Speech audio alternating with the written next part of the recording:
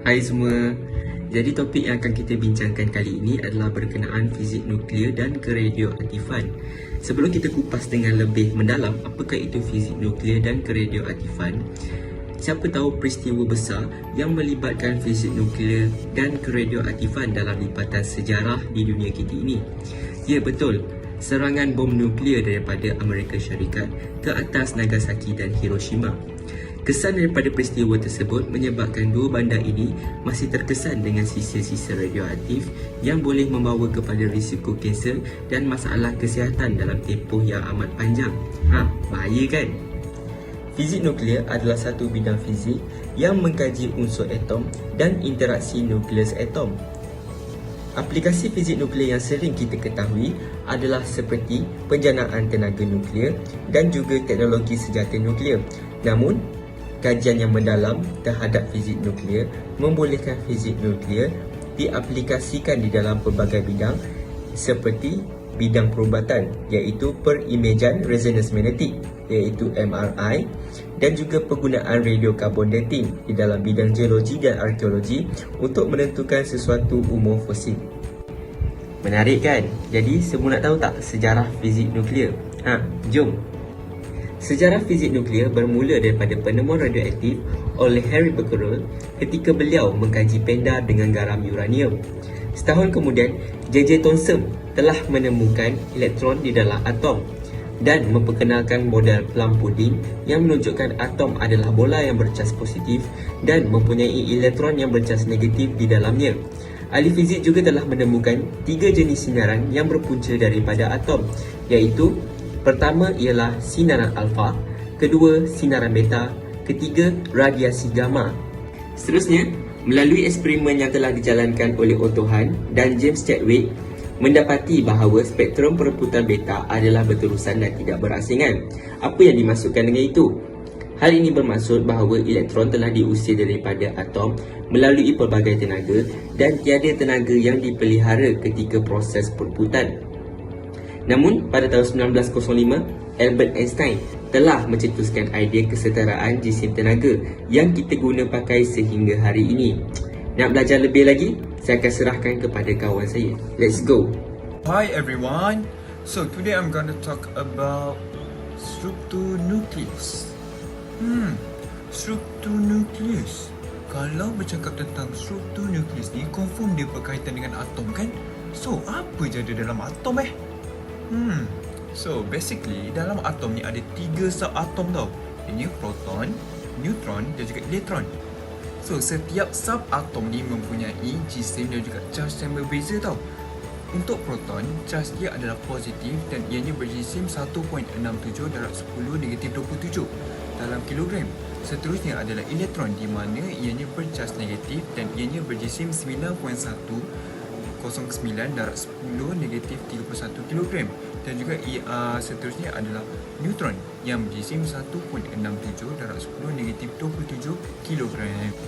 Confirm korang wondering kan, siapalah yang jumpa proton, neutron, elektron dan atom tu sendiri? Siapalah agak-agaknya? So, in this case, terdapat 5 orang saintis yang bertanggungjawab untuk memperkembangkan model struktur atom.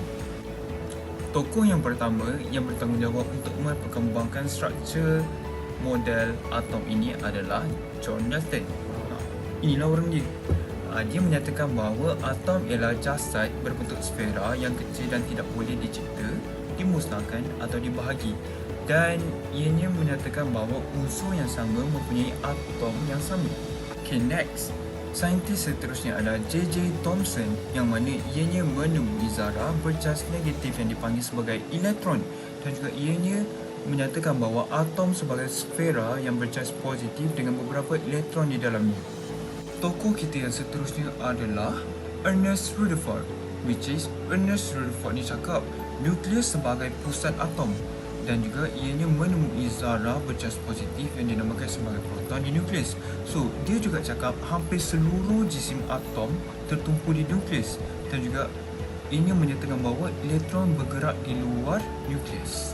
So, tokoh yang seterusnya adalah Niels Bohr, which is Niels Bohr cakap elektron di dalam atom bergerak dalam petala di sekeliling nukleus.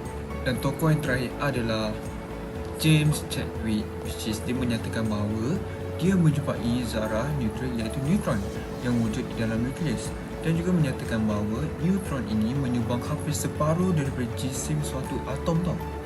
Okey, confirm korang wondering kan, macam mana diorang buat perwakilan piawai bagi atom kan? So, atom ni boleh diwakili dengan menggunakan perwakilan piawai seperti berikut. A adalah diwakili sebagai nombor nukleon, X adalah diwakili sebagai simbol untuk satu unsur, dan Z adalah nombor proton. So next we are going to isotope. Apa benda kan isotope ni sebenarnya? Isotop ni adalah atom yang daripada unsur yang sama mempunyai nombor proton yang sama, tetapi ianya mempunyai nombor nukleon yang berbeza. Macam mana Okey, tengok ni. Sebagai contohnya, ni. Atom hidrogen ni. Tengok tu, dia punya nombor nukleon berbeza, nombor proton dia sama. So ni adalah contoh-contoh isotop. Korang confirm wondering kan, apa je kegunaan isotop ni? Isotop ni digunakan dalam pelbagai bidang tau. Antaranya bidang perubatan, di mana Cobalt-60 digunakan dalam radioterapi untuk membunuh sel-sel kanser tanpa membuat pembedahan. Hebat kan? So, isotop juga digunakan dalam bidang kejuruteraan tau, di mana Natrium-24 digunakan untuk mengesan kebocoran paip bawah tanah. Apa kaitan radioaktif dengan nukleus Agak korang kenal tak tokoh ni siapa? Okey, tokoh yang kat atas ni adalah merupakan Marie Curie, orang yang menjumpai unsur radioaktif iaitu polonium dan juga radium. Apa itu radioaktif? Radioaktif ini merupakan sesuatu unsur yang tidak stabil yang ingin menjadi stabil dengan memancarkan sinaran radioaktif dengan secara rawa. Terdapat 3 jenis rebutan radioaktif. Yang pertama merupakan rebutan alfa. Rebutan alfa ni terdiri daripada unsur yang tidak stabil yang mengeluarkan atom helium daripada unsur asalnya, iaitu mengeluarkan 2 neutron dan juga 2 proton. Yang kedua merupakan rebutan beta. Rebutan beta ni merupakan suatu nukleus yang memancarkan zarah beta, iaitu kita dikenali juga sebagai elektron. Bila mengeluarkan elektron ataupun kita panggil zarah beta, nukleus kemudiannya akan menjadi menukarkan neutron kepada proton. Rebutan yang terakhir ataupun rebutan yang ketiga merupakan rebutan gamma. Rebutan gamma ni merupakan sesuatu nukleus atom yang tidak stabil. Selepas dia memancarkan sinaran gamma, nukleus atom ni dia akan menjadi lebih stabil dan menjadi kurang bertenaga. Agak-agak macam mana kita nak tahu suatu atom tu dah betul-betul menjadi stabil? Okey, tadi kawan saya dah ceritakan mengenai struktur nukleus, sejarah dan juga radioaktif, yang mana ada melibatkan charge dan juga isotop. And now sekarang kita pergi pada separuh hayat. So apa yang kita boleh takrifkan dengan separuh hayat? So separuh hayat ni sebenarnya adalah masa yang diperlukan untuk suatu unsur radioaktif itu menjadi separuh daripada jumlah atau nilai asalnya. So saya boleh kaitkan separuh hayat ni dengan satu peristiwa besar yang berlaku di Ukraine, iaitu peristiwa Chernobyl. Peristiwa ini berlaku pada tahun 1988, tarikh 26 April. So apa peristiwa ni yang buatkan menarik untuk kita kaitkan dengan separuh hayat? Kalau kita nak tahu peristiwa Chernobyl ini berlaku disebabkan apa, so kita berbalik kepada akibatnya. Peristiwa ini terjadi akibat salahnya reka bentuk design dalam reaktor itu sendiri yang melanggar kepada SOP. Reaktor ini tak mampu untuk menahan nuclear chain reaction. Apa itu nuclear chain reaction? Itulah yang apa saudara Amir telah terangkan sebentar tadi. Akibatnya reaktor ini menjadi panas dan kemudian meledak. Peristiwa yang berlaku tadi menyebabkan satu ledakan yang besar, menyebabkan terkeluarnya ataupun tersebarnya iodin 131, cesium 137 dan juga strontium 90. Separuh hayat untuk ketiga-tiga unsur radioaktif ini memakan masa yang sangat lama, menyebabkan bandar Chernobyl itu perlu dievakuasi. Ketiga-tiga unsur radioaktif tadi iaitu iodin 131, cesium 137 dan strontium 90 bertebaran ke seluruh bandar Chernobyl. 40 km daripada luas area di bandar Chernobyl itu berpusat daripada reaktor itu sendiri dikira sebagai zon eksklusif bahaya radiasi tinggi. Kesan separuh hayat sekiranya tidak dapat dikawal boleh mempengaruhi pada faktor tubuh badan dan kesihatan seperti kanser, gangguan tiroid dan efek genetik. Peristiwa Chernobyl ini boleh kita gambarkan sebagai konsep kepada separuh hayat itu sendiri, di mana setiap unsur radioaktif itu boleh memakan masa berpuluh-puluh tahun untuk berkurang. Unsur separuh hayat ini juga berlaku dalam bidang perubatan, di mana ia digunakan untuk memantau radiasi yang akan diberikan kepada pesakit. ia akan berada dalam tubuh badan dalam satu tempoh waktu yang lama ataupun bergantung kepada jumlah yang perlu dikawal. Sebagai contoh, untuk kanser tiroid kita menggunakan iodin 131. Kita ada banyak alatan yang boleh digunakan untuk mengukur unsur radioaktif. Antara contoh adalah yang terkenal, tiub giga mula yang dihasilkan oleh Hans Giger dan juga Walter Muller pada tahun 1920. Ia bukan sahaja digunakan dalam industri nuklear tetapi juga dalam industri perubatan, geologi dan industri-industri yang lain. Di belakang saya ini adalah unsur radioaktif dan juga nilai separuh hayat. Nilai separuh hayat adalah berbeza bagi setiap radioaktif. Ada yang memerlukan untuk jangka masa yang lama untuk pada separuh, ada yang memerlukan dalam masa sehari. Ia bergantung kepada setiap unsur radioaktif dan juga kegunaan bagi setiap radioaktif tersebut. And now, bagaimana kita tentukan nilai separuh hayat dalam sesuatu unsur tersebut? Ini adalah graf di mana unsur radioaktif melawan masa. Untuk mencapai separuh hayat, nilai ataupun unsur tersebut perlu mencapai separuh daripada nilai asalnya, iaitu pada N0/2. Dalam graf lengkungan ini, kita akan lihat pada satu titik di mana masa telah dapat kita tentukan pada nilainya menjadi separuh. Dan nilainya itu, nilai masa tersebut adalah kita kira sebagai separuh hayat. Ia boleh menjadi dalam saat, minit, jam, tahun dan sebagainya. Dan sekarang saya akan pas kepada ahli kumpulan yang seterusnya. Hai, Assalamualaikum. Jadi kita akan teruskan ke tajuk terakhir, iaitu tenaga nuklear.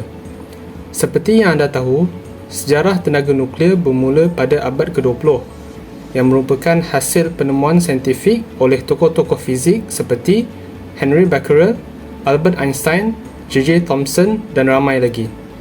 Pembangunan dalam tenaga nuklear ini telah menyumbang kepada kemajuan teknologi dalam pelbagai aspek kehidupan kita. Antaranya ialah dalam penjanaan tenaga, perubatan, senjata dan juga research. Okey, seperti yang rakan-rakan saya telah terangkan sebelum ini, tenaga nuklear berfungsi melalui 3 proses, iaitu pembelahan nuklear, pelakuran nuklear dan juga perpisahan isotop. Tetapi buat masa kini, hanya pembelahan nuklear sahaja yang mampu menjana tenaga elektrik dengan efisien dan mampu dikawal. Namun, research ke arah pelakuran nuklear sedang giat dan banyak dijalankan. Antaranya ialah ITER, iaitu International Thermonuclear Experimental Reactor, projek berskala besar di Perancis, dan juga UKAEA, iaitu United Kingdom Atomic Energy Authority. Baik, antara contoh-contoh aplikasi tenaga nuklear yang saya boleh kongsikan, yang pertama ialah senjata tenaga nuklear. Pada Perang Dunia Kedua, sebuah projek yang dikenali sebagai Projek Manhattan telah mengadakan penyelidikan dan pembangunan bom-bom pertama nuklear. Senjata tenaga nuklear ini mendapat tindak balas nuklear yang boleh menghasilkan letupan yang sangat dahsyat, yang akhirnya dijatuhkan ke negara Jepun semasa Perang Dunia Kedua di Nagasaki dan juga Hiroshima. Di loji kuasa nuklear, tenaga nuklear dalam bentuk reaktor akan memanaskan air untuk menghasilkan steam. Steam ini pula akan bertukar ke kerja mekanikal untuk menghasilkan elektrik yang orang akan pakai. Tenaga nuklear telah memainkan peranan penting dalam menyediakan bekalan tenaga dunia sejak awal abad ke-20. Kelebihan utama tenaga nuklear adalah keupayaannya menghasilkan tenaga secara berterusan dan bebas dari penghasilan karbon secara langsung. Ia menyumbang kepada usaha mengurangkan impak perubahan iklim. Sumber tenaga ini memberikan alternatif kepada tenaga global. Kelebihannya adalah kestabilan dan keupayaan berterusan perlu dinilai bersama dengan risiko keselamatan dan impak kepada alam sekitar. Dengan inovasi dan kesedaran masyarakat yang meningkat, tenaga nuklear boleh berpotensi menjadi satu sumber tenaga yang lebih selamat, bersih dan berkesan di masa depan. Sekian, terima kasih.